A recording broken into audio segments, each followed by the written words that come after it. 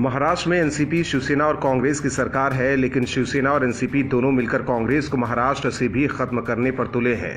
कभी शिवसेना कांग्रेस पर निशाना साधती है तो कभी एनसीपी कांग्रेस पर निशाना साधती है। कई बार कांग्रेस नेताओं ने इसका विरोध भी किया है, लेकिन सोनिया गांधी की जिद की वजह से महाराष्ट्र में बार बार कांग्रेस की फजीहत होने के बाद भी गठबंधन में पार्टी बनी हुई है। इस बार तो एनसीपी प्रमुख शरद पवार ने भी कांग्रेस को नहीं छोड़ा, उन्होंने भी कांग्रेस पर जोरदार हमला बोला है। शरद पवार ने कहा कि कांग्रेस का दबदबा अब वैसा नहीं रहा जो कभी हुआ करता था।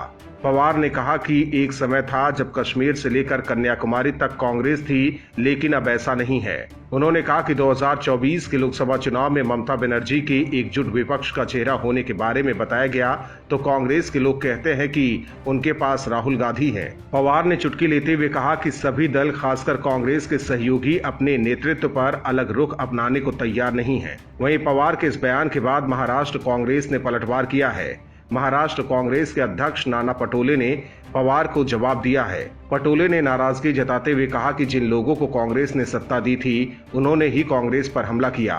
उन्होंने कहा कि दूसरे पक्ष पर टिप्पणी न करे, आम जनता कांग्रेस के साथ है। कांग्रेस नेतृत्व को नीचा दिखाने की कोशिश की जा रही है, लेकिन हम इसे होने नहीं देंगे। पटोले ने यह भी कहा है कि कांग्रेस 2024 में देश का नेतृत्व करेगी। कुल मिलाकर देखें तो 2024 लोकसभा चुनाव में अभी वक्त है, लेकिन विपक्ष अभी से ही पीएम पद के उम्मीदवार को लेकर आपस में ही लड़ रहा है। ऐसे में मोदी का मुकाबला करना इनके लिए आसान नहीं होगा। हालांकि पवार का ये बयान ऐसे समय में आया है जब कांग्रेस एक बार फिर विपक्ष को साधने में जुटी है। राहुल गांधी से लेकर सोनिया गांधी तक विपक्षी नेताओं के साथ बैठक कर चुके हैं। वहीं दिलचस्प ये है कि पवार इस बैठक में शामिल नहीं हुए हैं। दूसरी तरफ पवार कई बार पीएम मोदी और बीजेपी की तारीफ करते भी नजर आते हैं। महाराष्ट्र में भी हवा उठी थी कि एनसीपी और बीजेपी का गठबंधन हो सकता है। इन सब के बीच पवार का कांग्रेस पर निशाना साधना कुछ और इशारा कर रहा है।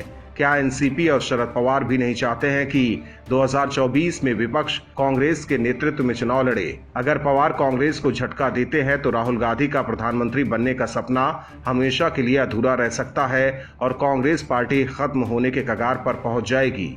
Bureau report, OMH news. और भी वीडियोस देखने के लिए चैनल को सब्सक्राइब करें और बेल आइकन को दबाएं।